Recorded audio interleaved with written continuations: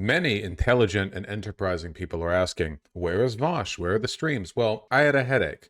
And not only have I had a headache, for one, which is a big deal to me personally, because my head is so important to what I do. All right. You're out there with your grunt labor jobs. You're out there in the bullshit factory or something. I don't know. I have to think of all the dick jokes. I can't just make them with my hands. Anyway, because I've had a headache, I haven't had a haircut. Look at this. Okay, maybe it looks like kind of fine right now, but like it's too much. Look at and this. Oh my God! See, this is the behind the scenes crap. The other people, Hassan, he would never show up with stubble on his neck. That's the realness you only get here. What the hell am I talking about? Oh right, we don't live in a democracy anymore.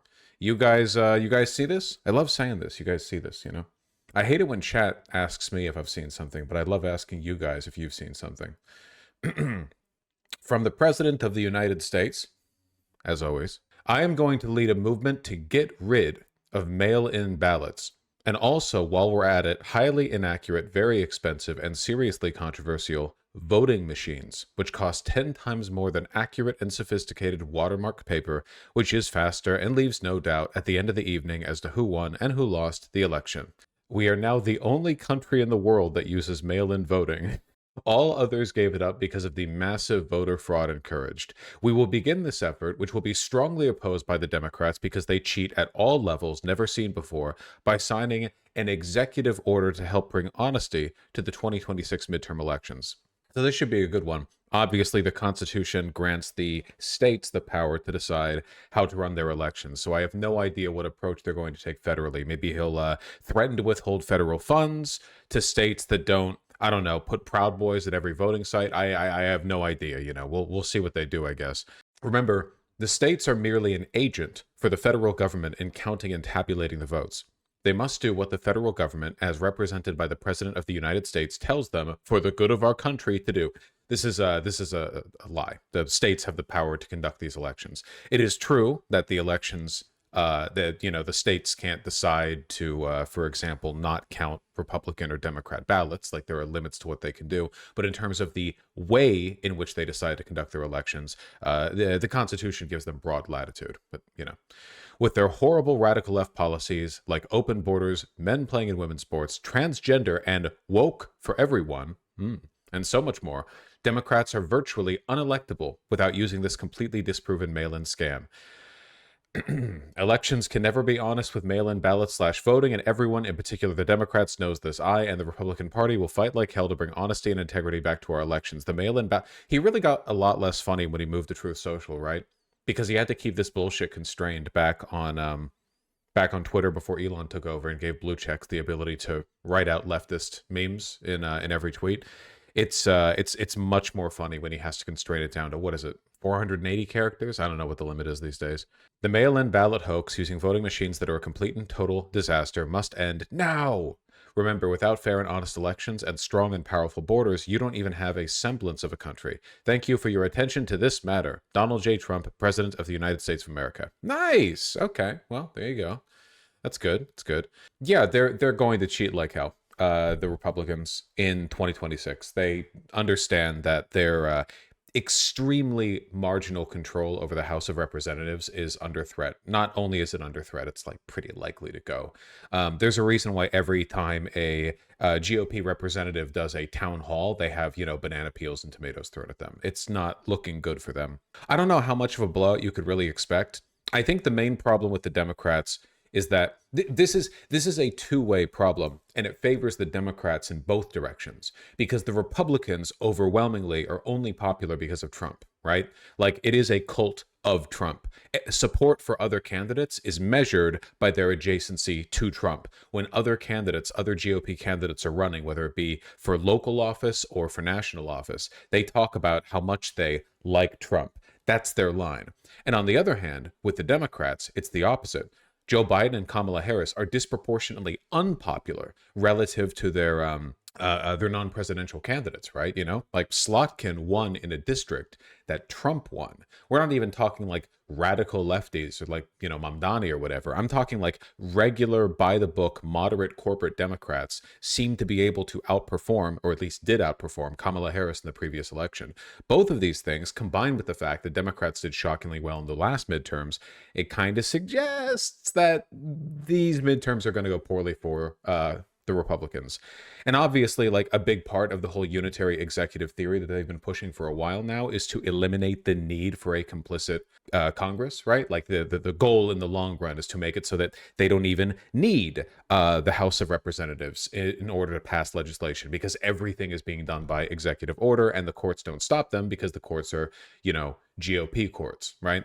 But at the moment, at least, there is still meaning to holding the House, especially in the context of like voting through budget bills. That being said, the way things are right now, it does kind of seem like literally any budgetary request the Republicans put through can be co-signed by Democrats as long as it's like appended with enough support for Israel. So I don't really know. I don't really know. You never know if Schumer's going to do bullshit like he did a couple of months ago with the framework bill, where he, you know, after the entirety of the Democrat House rejected it, Schumer turns around and he's like, oh, wait, no, hold on. It's actually very important to me that we get this through. Shortly after putting this through to Truth Social and blessing us all, you know, with his wisdom, Trump went out and he had another meeting with Zelensky, which we'll talk about more in depth in a bit. And by a bit, I mean either on stream or like in a later segment that I record today, depending on what I feel like. Zelensky showed up wearing a suit. It was more of a military field jacket kind of suit. Did you know like a suit technically doesn't have to be a business suit? Like a suit just refers to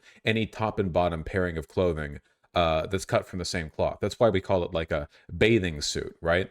When a you know lady wears a top and a bottom, it's clearly not formal wear, you know, but sweatsuits, you know, same cloth. Anyway, what am I talking about? I'm talking about this. And potentially electronic voting machines. Can you expand on that and how important Well, that's a very off topic, just really quickly. Mail-in ballots are corrupt. Mail-in ballots, you can never have a real democracy with mail-in ballots. Oh, yeah. And we, as a Republican Party, are going to do everything possible that... You like this, by the way? Do you like this clear cup that I'm having an espresso out of? My beautiful partner made it for me. Does this make me look sophisticated? I think the clear cup, I don't know. You see all that foam? I think it makes me look sophisticated, in my opinion. Even though, like, I'm sitting in a half-finished studio with my hair, like, bushling out of the edges of my cap, and I'm unshaved. It says, at least I've got my little clear cup espresso. Ooh.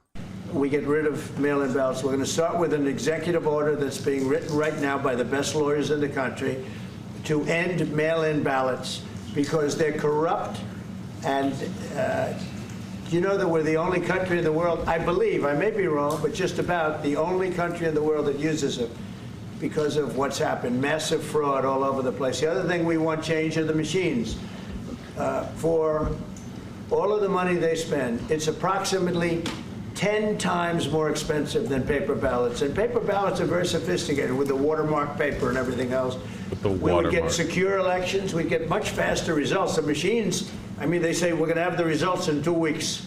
With paper ballots, you have the results that night. Most people, but most people, many countries use paper ballots. It's the most secure form.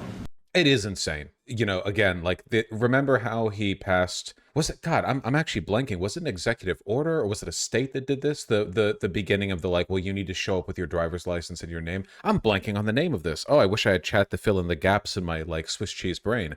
There was even, like, a good advertisement about it, like, criticizing the policy. The idea that if you're a woman and you've married, so your last name is changed, you show up to vote, they're like, show me your ID. And then you show your ID, but your ID doesn't match the name on your birth certificate, so you have to go back and get your birth certificate or something like that. I'm forgetting the name of this policy, but whatever the case may be, like, to my understanding, an across-the-board ban of mail-in ballots and voting machines is just not doable. The fact that he's, like, targeting voting machines as well, like, it's not just a mail-in ballot thing specifically, really does make me think that this is, like, a big panic switch option. Like, targeting voting machines wouldn't do anything to the Democrat-Republican vote split honestly, it wouldn't really with mail-in ballots either. Like, there are plenty of red states that rely heavily on mail-in ballots, like Florida. It's nonsensical. But what it might give them, leeway to do really is like, well, we're going to withhold federal funding from these states unless they do what we want, which is nominally to get rid of mail-in ballots and voting machines, but in practice, to implement a bunch of more specific policies that make it easier for the federal government to decide for the state what they should or shouldn't do. I see this getting held up in court. I don't see this being very effective. Though it is telling that he wants to do it so badly. I understand it's easy in the irony poisoned age to get kind of jaded when you've heard like the 57th consecutive joke from our president that he wants to run for a third term and end democracy. I mean, where is it? This one? So you say during the war you can't have elections. So let me just say 3.5 years from now. So you mean if we happen to be in a war with somebody, no more elections? Oh, that's good. I wonder what the fake. You like this idea? Yeah. Like, it's obviously a joke, right? But it's like, every friend group has that joke. It says that friend who keeps joking about wanting to put stuff up their ass, and eventually you have to sit down and have a conversation with them about the fact that that they're trying to soft launch this thing. You can't keep pretending that it's just a joke, right? We got to stop mail-in voting, and the Republicans have to lead the charge. The Democrats want it because they have horrible policy. If you have mail-in voting, you're not going to have many Democrats get elected. That's bigger than anything having to do with redistricting, believe me. Trying to shift the narrative away from redistricting, presumably because the Democrats have actually been pushing back on that a little bit, particularly Gavin Newsom. Thank you, Gavin. Hate you for everything else. This is the same clip. I was about to show you the same clip twice. How unprofessional.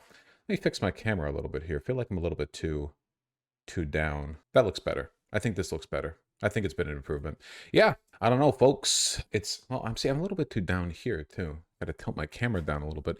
I'll keep fixing. I'm not good with the studio management stuff. I don't have an eye for that, which is funny because, normally I feel like I'd be a little more keen on it. I used to draw, maybe got an eye for proportion, but it doesn't translate into interior design. It just doesn't, It's pretty grim, folks. I don't know what he's going to be able to do. I don't know what like the limits are, because again, the law doesn't really matter anymore. Like, the law is kind of like an obsolete measuring stick for understanding what Trump can or can't get away with. And I don't know how much you can really expect of the Supreme Court, because this is a substantial enough challenge and it's important enough to the GOP that they would absolutely try to get this pitched to the Supreme Court if they can. And what are they going to rule? I mean, I don't trust the Supreme Court very much. This seems like a particularly egregious constitutional violation, but then again, I felt the same way about lots of stuff they've signed off on. So I don't know. What do you guys think? I will say, in spite of everything, it is worth... Sorry, permission to live out, sir. Permission to live out, sir. In spite of everything, how bad it's gotten, I mean, they have not fixed their unpopularity problem. Like, for Trump and the GOP, at every level, on essentially every issue, consistently, the popularity is dwindling. See, we so often draw comparisons to Nazi Germany, which took place in a very different point in human history, a long time ago. Not that long, right? There are people alive today who were around then, but, still a while in the past. But the GOP's modeled their, anti-democratic takeover in large part after Hungary's Viktor Orban. And Orban is himself deeply unpopular and on the way out.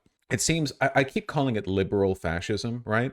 Where your rhetoric is unambiguously fascist, right? The Department of Homeland Security is literally like spamming AI memes about glorious white Aryan men reclaiming their nation for the Volk, It's like really, really unsubtle. But the people pushing for this are also like massive pussies and largely self-interested, right? Not really willing to engage in self-sacrifice. They seem to, for the most part, like want to fight culture war battles. They all want to be fucking podcasters. they're all fighting to get the spotlight, because it seems like at the end of the day, all these people, whether they're, out there LARPing as neocons or as neo-Nazis, on Capitol Hill, at the end of the day, what they really want is like some applause from an audience, and they want to like go and party, on Little St. James or otherwise. These aren't really ideologues, and because they're not ideologues, they're self-interested, and because they're self-interested, they understand something that they understand something. I suppose the Mussolini and Hitler took the other side of, is that if you want to really do the fascism thing, you have to take like risks. Like Mussolini, much of a pussy as he was in reality, like he took risks. There were plenty of points in Mussolini's, I guess, early career where the ruling government at the time could have just pulled him to the side and shot him, and they would have been within their right to do so. Likewise, mind you, with Hitler at certain points.